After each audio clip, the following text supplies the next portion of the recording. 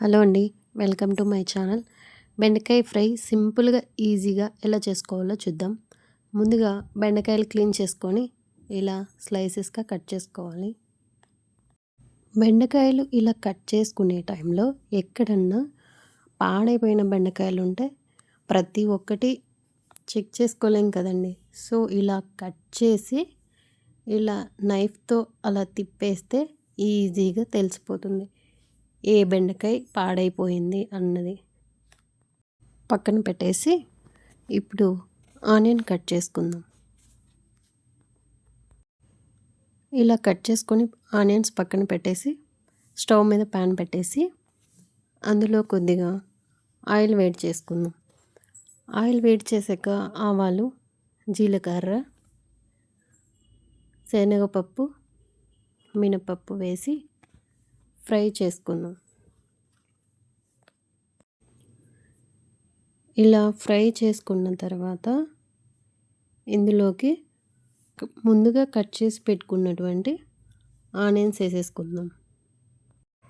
Onions వేసుకున్నాక అటు ఇటు కదుపుకొని ఆనియన్స్ త్వరగా ఫ్రై అవ్వడానికి కొద్దిగా సాల్ట్ వేసేసుకుందాం. సాల్ట్ వేసేసుకున్నాక ఆనియన్స్ వేగిపోయాయి. ఇందులోకి ముందుగా కట్ చేసుకున్నటువంటి బెండకాయ ముక్కల్ని వేసేసుకుందాం.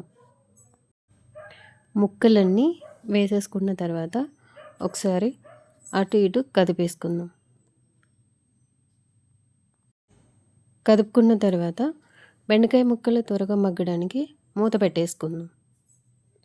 ఈలోపు ఇందులోకి కావలసినటువంటి కారం ప్రిపేర్ చేసుకుందాం. కొద్దిగా కారము, సాల్ట్, వెల్లుల్లి మూడింటిని దంచేసుకుందాం. కారం రెడీ అయిపోయింది. బెండకాయని మరోసారి కదిపేసుకుందాం. ఇంకొద్దిసేపు మూత పెట్టేసి మగ్గబెడదాం. బెండకాయ మగ్గిపోయింది. ఇందులోకి ముందుగా ప్రిపేర్ చేసుకున్నటువంటి కారాన్ని యాడ్ చేసుకుందాం. కారం ముక్కలకి బాగా పట్టేలాగా కదిపేసుకుందాం. చూసారుగా, సింపుల్గా ఈజీగా తక్కువ ఇంగ్రీడియంట్స్తో బెండకాయ ఫ్రై రెడీ అయిపోయింది. మీకు కనుక ఈ వీడియో నచ్చినట్లయితే లైక్ చేయండి, షేర్ చేయండి, ప్లీజ్ సబ్స్క్రైబ్ చేసుకోండి.